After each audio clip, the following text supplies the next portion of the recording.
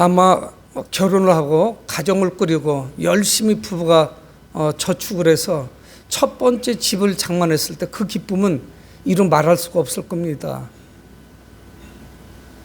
그런가 하면은 열심히 공부해서 자기가 소망하는 그런 대학에 입학한 그 학생이나 당사자나 그 가족들의 기쁨도 이루 말할 수가 없을 거예요.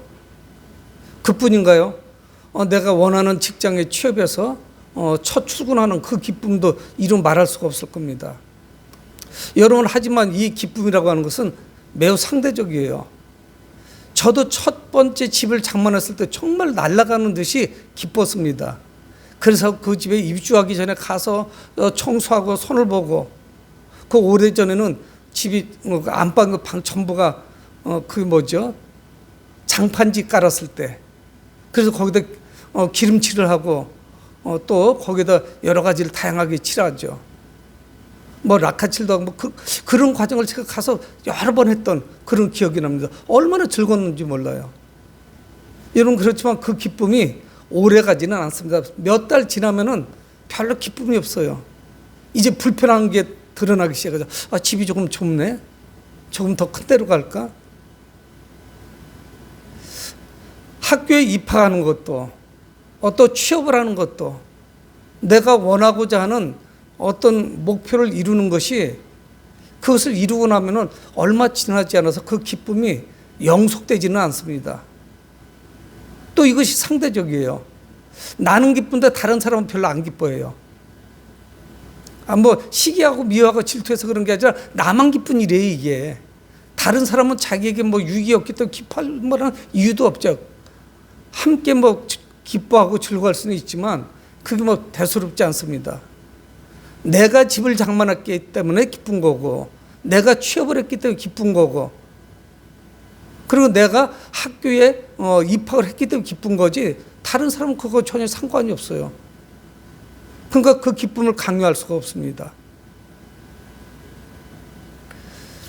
그런데 인류에게 가장 기쁘고 복된 소식이 무엇일까요? 우리 이걸 복음이라고 말합니다. 복된 소식, 복음, 가스팔이라고도 하죠. 이것은 헬라어로 유앙겔리온인데 말 그대로 복된 소식이에요. 기쁜 소식입니다. 근데 모든 기쁜 소식이라는 것이 상대적이에요. 다른 사람이 기쁜데 나도 기쁜 일, 나도 기쁘고 다른 사람도 기쁜 일이 얼마나 되겠습니까? 별로 없어요. 그리고 이 복음이라고 하는 것이 대부분이 보면은 한정되어 있습니다. 어떤 한정된 울타리 안을 넘어가지 않아요. 대부분이 그렇죠. 이 좋은 소식이라고 하는 것이 일부의 사람들, 그 사람들만 만족시켜주고 그들에게 기쁨을 줍니다. 별로 복된 소식이 아니에요. 모든 게 다 그렇습니다. 그런데 이 마가복음의 저자인 이 마가는 진정한 복음이 무엇인지, 그 참된 기쁨이 무엇인지, 그 즐거움을 말씀하고 있습니다. 그래서 우리가 이 복음을 위해서 과연 무엇을 준비해야 될 것인지, 복음이 있음에도 불구하고 우리가 별로 기쁘지 않거든요. 이것이 복된 소식으로 우리에게 다가오지 않아요. 복음, 복복자거든요. 소리 음자를 썼고. 그 복이 되는 소식이라는 이야기죠. 근데 그것이 별로 안 다가와요. 느낌이 없습니다. 그런데 오늘 성경은 예수 그리스도께서 이 땅에 오신 이 사건이 우리에게 복음이라고 말씀하고 있는 거예요. 여러분, 우리에게는 수많은 뉴스가 오고 뭐가 오는데 이것들 중에 진정한 복음이 무엇입니까? 성경은 말씀하고 있어요. 진정한 복음은 어떤 소식이냐? 예수 그리스도께서 이 땅에 오신 그것이야말로 복음이라고 말씀하고 있는 거예요. 근데 왜 우리에게 다가오지 않을까요? 우리가 대림절 세 번째 주일을 보내면서 예수님께서 오심을 소망하며 기다리죠. 오늘이 12일이니까 성탄절까지 2주가 채 안 남았습니다. 13일 남았죠. 근데 여전히 사람들의 마음은 황량해요. 기쁨이 사라지는 일들이 너무 많아요. 그래서 어렵게 힘겹게 살아가고 있습니다. 그래서 오늘 이 마가는 마가복음 1장에 하나님의 아들 예수 그리스도의 복음의 시작이라 이렇게 말씀하고 있습니다. 복음이 어딘가에서부터 시작이 됐다는 거예요.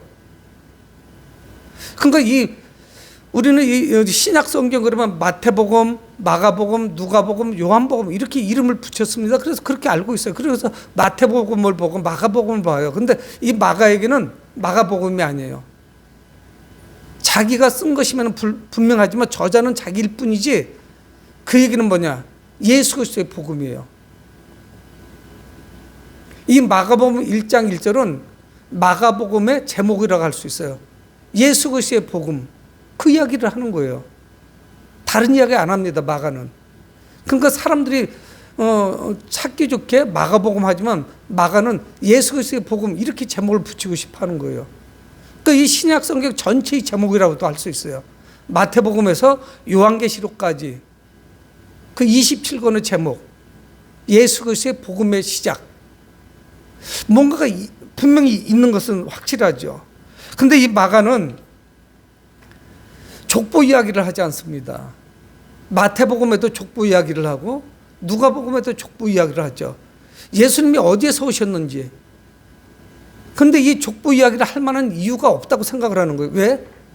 이거를 받아들이는 사람들이 예수님 족보 이야기해도 알아듣지 못하는 그런 사람들입니다. 대상이. 이방인들은 뭐 예수님의 족보 얘기해본다 알아들을 수가 없죠. 그리고 그 족보 이야기보다 더 중요한 걸 그는 생각하고 있는 거예요. 큰 도움이 물론 안 되지만, 그래서 족보를 생략하고 바로 예수 이야기로 갑니다. 그래서 이 마가는 예수는 무엇을 주로 이야기하냐면 예수님의 종되심, 이 땅에 종으로 오심을 말씀해요. 근데 족보가 뭐 그렇게 중요하겠어요? 종인데. 그래서 족보 이야기는 그런 생략을 하죠. 그러면서 뭐를 하느냐? 예수님께 집중하는 거예요. 예수 그리스도의 복음의 시작이다. 우리는 그저 평범하게 이 본문을 읽었는데 아주 충격적으로 우리에게 말씀하고 있습니다. 복음의 시작이 있다는 거예요. 그런데 그게 누구를 통한 복음이냐? 예수 그리스도를 통한 복음이라는 거예요. 다른 데서는 찾을 수가 없어요. 다른 곳에서 찾은 그 복음은 그냥 일방적이에요. 일부의 사람들에게만 해당돼요. 또 상대적이에요. 그리고 나도 기쁘고 저 사람도 기쁜 이런 것이 아닙니다. 근데 오늘 성경 뭐라고 말씀하냐? 하나님의 아들 예수 그리스도의 복음의 시작이라는 거예요. 그러니까 우리의 귀를 열어서 우리가 또 마음으로 오늘 말씀을 잘 경청할 이유가 있는 것이요. 그래서 복음의 시작이 뭐냐? 이건 매우 중요한 단어예요. 이 단어는 아르케라고 하는 단어는 창세기 1장 1절에 태초에 하나님께서 천지를 창조하시니라, 창조했다. 이 이야기는 뭐 시작됐다는 이야기죠. 같은 단어예요, 사실은. 창세기는 물론 히브리어고 여기는 헬라어로 기록됐지만 같은 의미를 가지고 있어요. 그러니까 굉장히 중요한 의미를 가져옵니다. 하나님께서 태초에 말씀으로 천지를 창조하셨듯이 예수 그리스도를 통해서 새로운 시작이 시작되는 거예요. 새로운 그 무엇인가가 시작되는 거예요. 물론 독자들은 1절만 읽어도 잘 모르죠. 예수 그리스도를 통해서 하나님의 천지를 창조하시면서 세상이 시작되듯이 예수 그리스도를 통해서 뭔가가 시작되고 있는 거예요. 그 무엇인가가. 근데 그게 복음이라고 우리에게 말씀하고 있는 겁니다. 바로 예수 그리스도는 누구냐? 하나님의 아들이시고 메시아라는 거죠. 성경에 예언된 분, 약속된 분이라는 것을 말씀하고 있는 거예요. 뭔가가 복음이 시작된다. 그분은 누구냐? 그래서 이 마가복음을 받아들이는 사람들에게 그분은 누구냐? 하나님의 아들이라는 것을 밝혀주는 거예요. 이 당시까지 수많은 사람들이 태어나고 아주 귀한 사람도 있었고 천한 사람도 있었겠죠. 오고 가고 태어났다 죽고 그냥 그거로 끝났어요. 역사의 한 페이지를 장식했지만 예수는 그렇지 않다는 거예요. 여러분, 이 복음이 무엇입니까? 좋은 소식을 의미해요. 좋은 소식, 굿뉴스. 근데 예수님의 복음일 때는 이게 다릅니다. 온 인류의 복음이 되는 거예요. 모든 사람들에게 복음이 돼요. 받아들이지 않는 게 문제이지만. 여러분, 이 당시 2000년 전에는 이 복음이라는 단어를 누구에게 썼냐면 황제에게만 썼어요. 그래서 황제가 말하거나 황제가 행동하는 것, 이거는 백성들하고 아주 밀접한 관계가 있습니다. 그래서 그 복음이라는 단어를 황제의 그 일거수일투족 여기에다가 붙였어요. 뭐 그 밑에 있는 사람들은 영향을 미칠 수가 없어요. 로마 황제가 뭐라고 말을 했는지 이거 중요해요. 그가 어떻게 행동하는지. 그게 복음이었어요. 그런데 예수님의 그 출생, 예수님의 성장, 예수님의 고난받으심, 예수님의 십자가 죽으심, 부활, 또 예수님의 승천, 예수님의 재림, 이것이야말로 복음이죠. 왜? 이것이 생명을 구원하기 때문에. 우리에게 생명을 허락하기 때문에 복음이에요. 죽은 사람에게 생명을 주는데 이거보다 큰 좋은 뉴스가 어디 있겠어요? 굿 뉴스가 어디 있겠어요? 복된 소식이 어디 있습니까?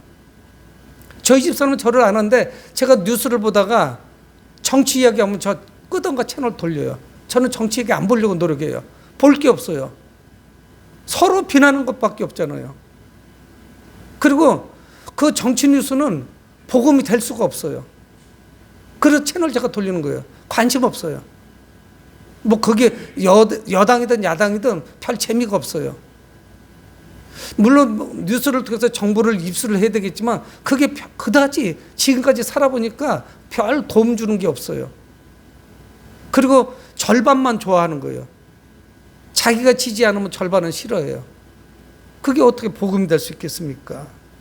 그런데 예수님께서 이 땅에 오신다는 이 사건보다 더 좋은 복음이 어디 있겠어요? 이건 누구에게나 해당이 되는 것이죠. 예수님 자신이 복음입니다. 그분이 오셨다는 것 자체가 복음이에요. 예수님 그분 자신이 복음이라고요.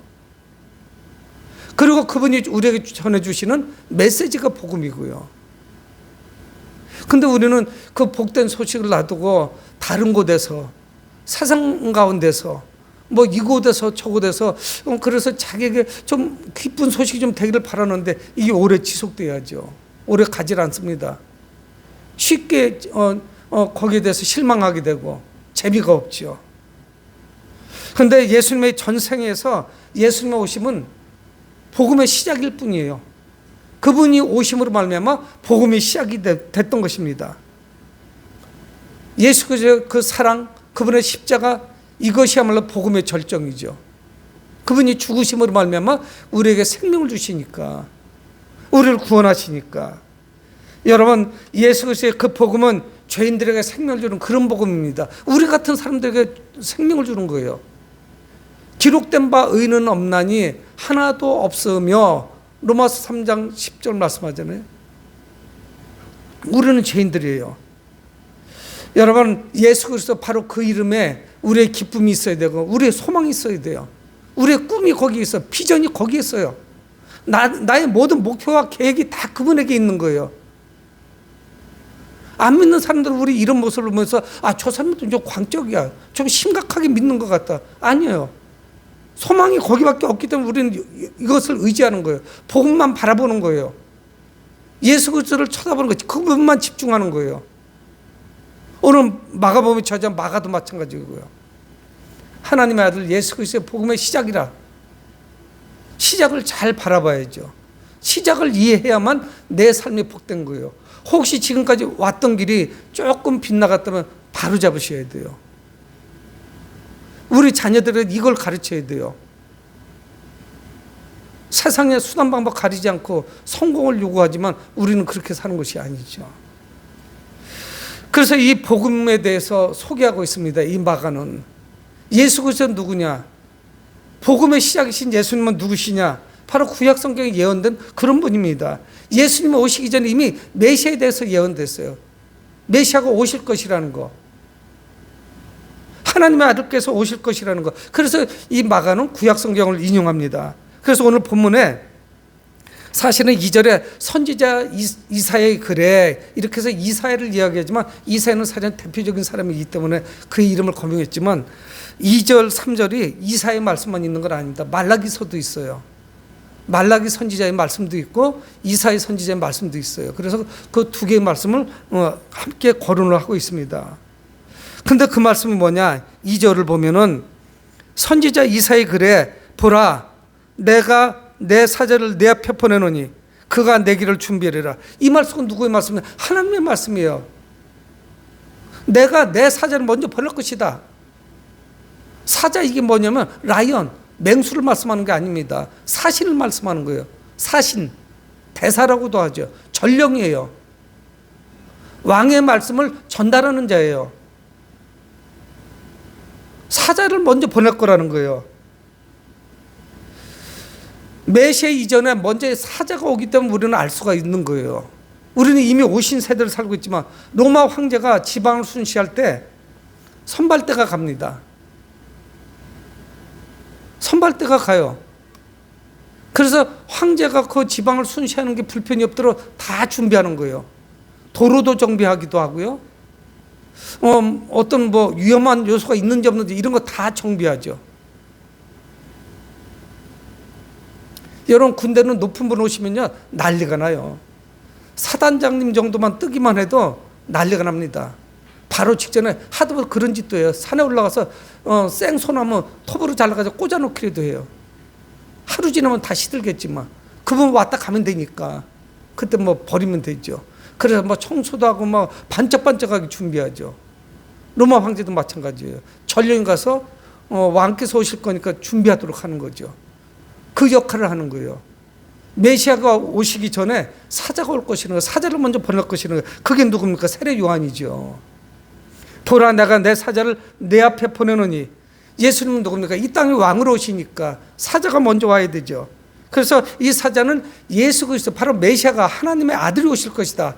복음의 시작이 될 것이다. 그걸 알려야 돼요. 오시는 길을 그래서 준비하는 겁니다.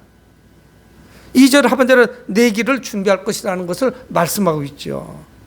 여러분 구약은 미래에 오실 메시아가 분명하게 오실 것이고 그 앞에 사자가 올 것을 말씀합니다. 그래서 3절도 말씀하죠. 광야에 외치는 자의 소리가 있어 이르되 너희는 주의 길을 준비하라. 그의 오실 길을 곧게 하라. 준비하고 곧게 하는 거예요. 2절 3절이 같은 말씀이에요. 말라기 선지자나 이사야 선지자의 말씀이. 그래서 세례 요한이 먼저 올 것이고 세례 요한이 예수께서 오실 것이라는 것을 외치는 겁니다. 광야에 외치는 자의 소리가 있을 거예요. 광야는 굉장히 중요한 역할을 하죠. 그건 어찌 보면 죽음의 생명이 없습니다. 그런데 이스라엘 백성들은 그 광야를 거쳤어요. 그리고 이스라엘 백성들은 광야에서 하나님의 말씀을 듣습니다. 그리고 히브리어로 광야와 말씀이 뿌리가 같아요. 단어가 같아요. 어근이 같아요. 그 광야에서 하나님의 말씀을 듣죠. 광야에서 외치는 자의 소리가 있어요. 여러분 말라기가 이스라엘 백성들에게 마지막으로 하나님의 말씀을 선포하고 거진 한 400여 년간 하나님은 침묵하십니다. 하나님께서 선지자를 통해서 늘 하시던 말씀을 멈추셨어요. 여러분 이게 괜찮은 소리 같으세요? 굉장히 두려운 말씀이에요. 하나님께서 늘 말씀하시고 차라리 잘못됐다고 말씀하실 땐 좋았는데 그 말씀조차도 없으신 거예요. 그랬더니 불현듯 나타나서 광야에 외치는 자의 소리가 있는 거예요. 세례 요한이 외치는 거예요. 오늘 본문은 우리에게 굉장히 중요한 말씀을 하고 있습니다. 우리는 대림절 세 번째 주일을 살고 있죠. 성탄절을 기다려요. 오늘이 12일이니까 25일까지 13일 남았죠. 토요일이 성탄절인 경우가 11년 만에 왔더라고요. 제가 다 찾아봤어요. 최근에 토요일이 성탄절이 언제였나. 2016년에 올 뻔했는데 그 해에 윤달이 꼈더라고요. 2월 29일. 그래서 밀려가지고 지금 온 거예요.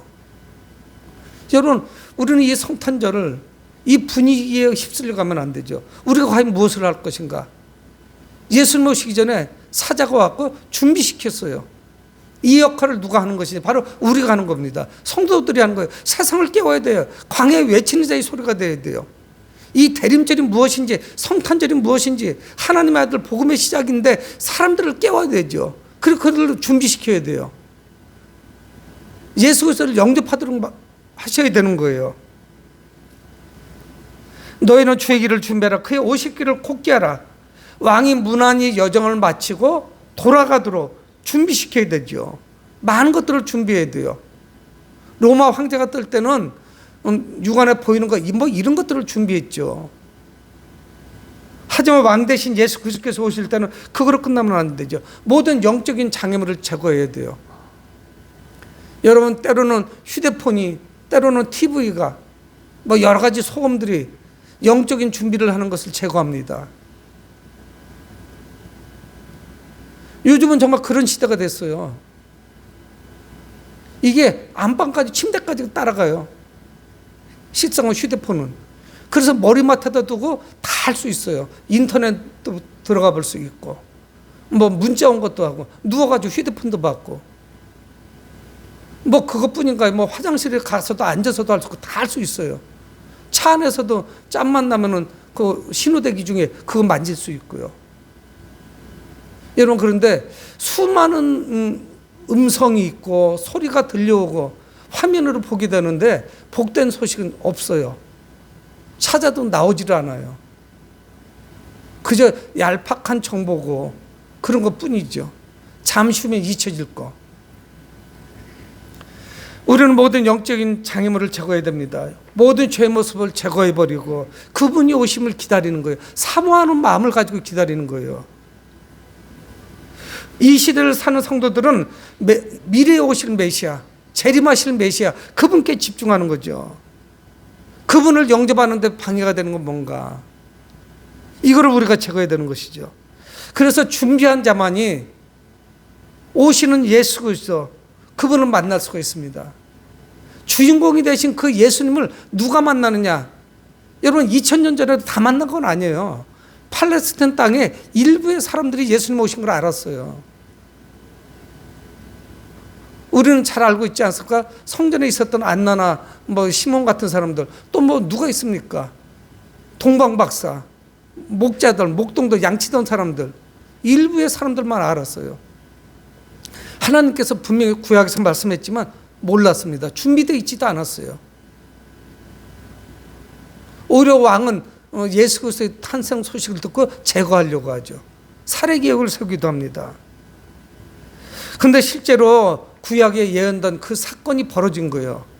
그것을 이 마가는 말씀하고 있습니다. 4절에 세례 요한이 광야에 이르러 죄 사함을 받게 하는 회개의 세례를 전파하니, 이거를 기록하고 있는 거예요. 말라기서와 구약 성경의 이사야서에 예언된 그 사람, 그 사자, 그가 누구냐 하는 것을 4절에 말씀하고 있습니다. 세례 요한이 광야에 나타났어요. 그래서 그가 죄 사함을 받게 하는 회개의 세례를 전파하죠. 그러니까 세례 요한이 나타났다는 것은 메시아의 오심이 임박했다는 것을 말씀하고 있는 거예요. 그래서 그는 죄 사함을 받게 하는 회개의 세례를 전파했다, 성경 말씀합니다.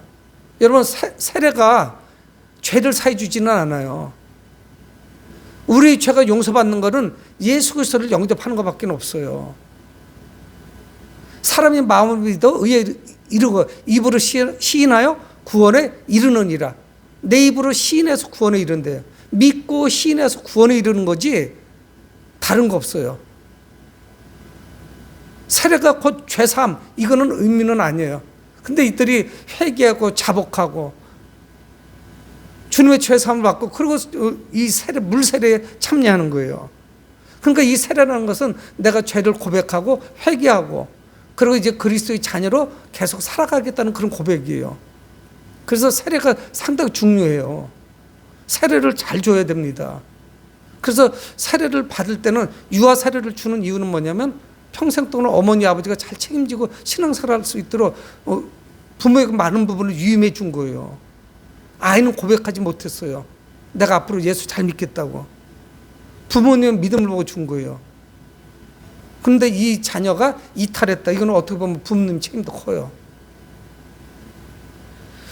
요한의 애침을 들은 많은 사람들이 죄를 자복하고 요단강에서 그에게 세례를 받습니다. 5절에 온 유대 지방과 예루살렘 사람이 다 나아가 자기 죄를 자복하고 요단강에서 그에게 세례를 받았다.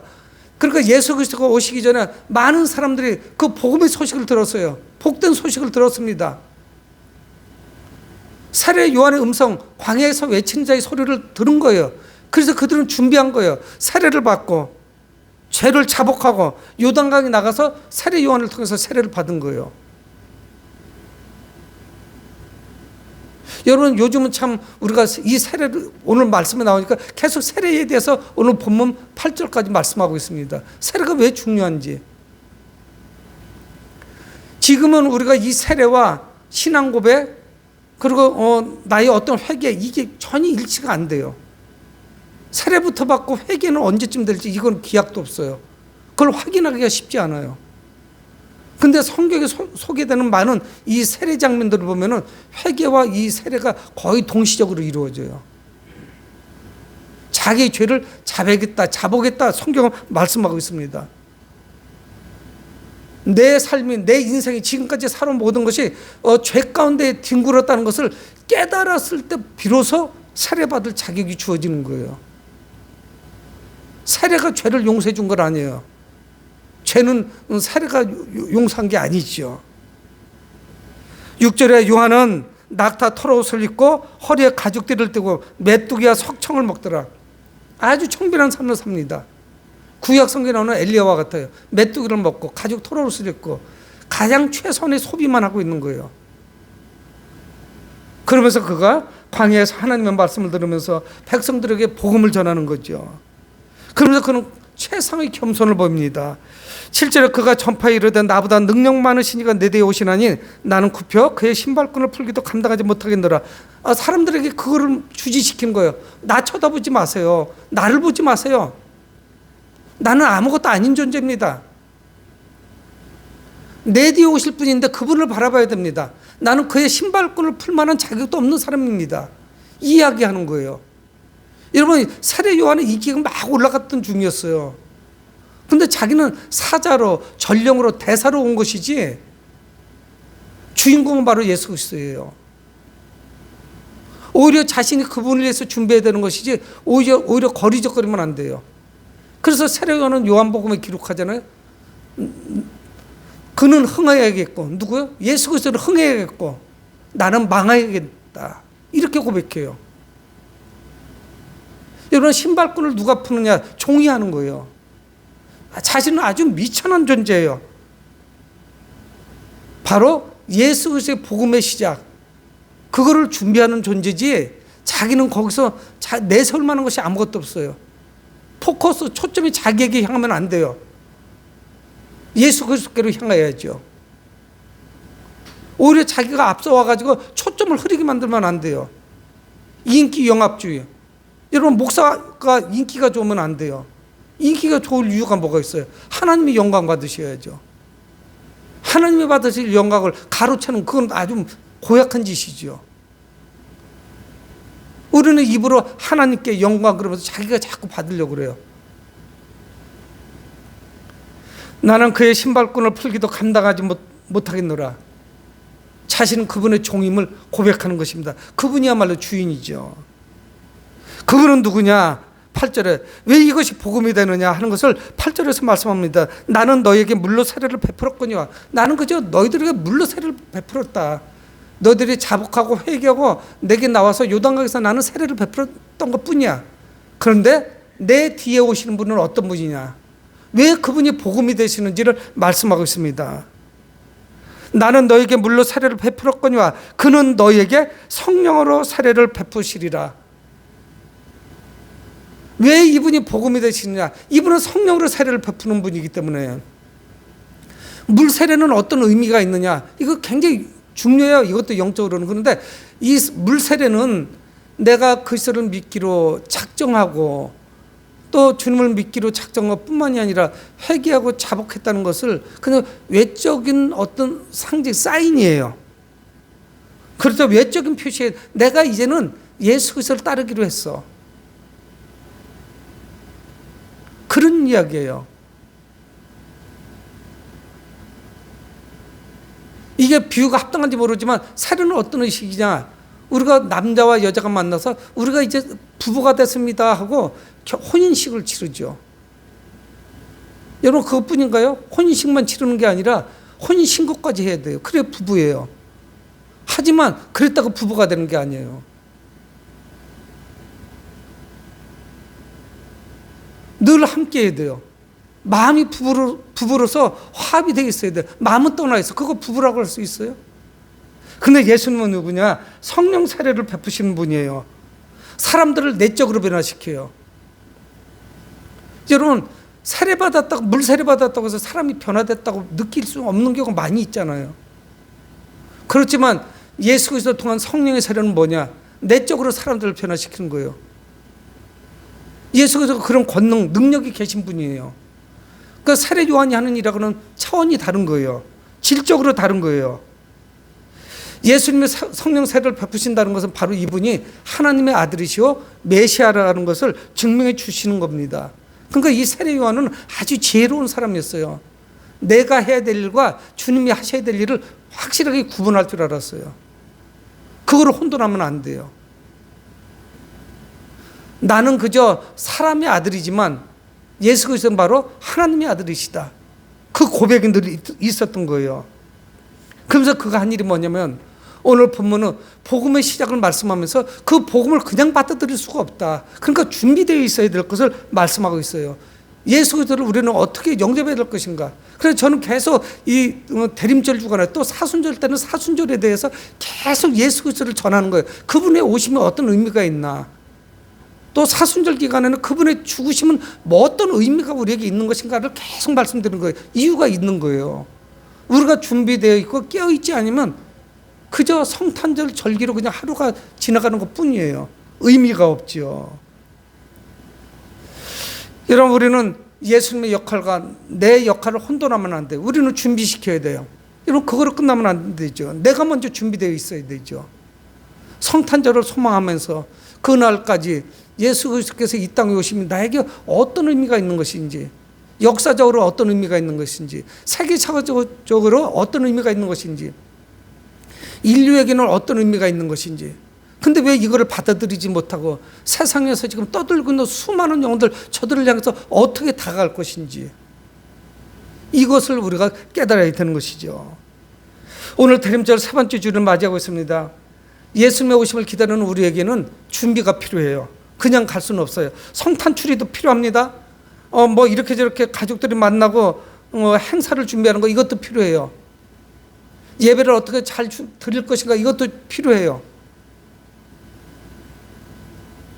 성탄절과 연휴라고 해서 또 어떤 뭐 우리가 계획을 세울 수는 없어요. 안 믿는 사람들은 다양한 여행 계획을 세울 수 있겠지만, 그런데 우리가 무엇을 준비해야 될지를 세례 요한이 잘 보여주고 있습니다.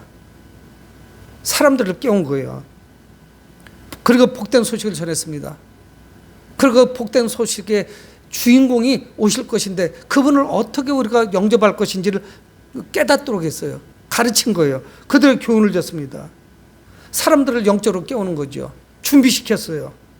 여러분, 준비한 사람만이 복음의 주인이신 예수 그리스도를 만날 수 있습니다. 진정한 성탄의 의미가 그거예요. 주님을 못 만나면 아무 소용이 없어요. 케이크를 근사한 거 잘랐다고 했는데 그것이 무슨 의미가 있겠어요. 우리도 이 복된 소식을 이웃에게 전해야 됩니다. 그리고 준비시켜야 돼요. 이것이 얼마나 소중한 사건인지를 이야기해야 돼요. 주님의 오심이 기쁜 소식이라면 많은 이들이 함께 됩니다. 나만 기쁜 소식이면 안 돼요. 다른 이들에게도 전해야 돼요. 물론 내가 먼저 주님의 오심을 준비해야 되죠. 그리고 기다려야 돼요. 소망을 갖고 있어야 돼요. 사랑하는 성도 여러분, 우리 모두 이번 성탄절에 잘 준비해서 그리고 잘 전해서 주님을 만나는 축복을 누리시길 주의 이름으로 축원을 드립니다. 고마우신 아버지 하나님, 주의 은혜를 감사합니다. 이제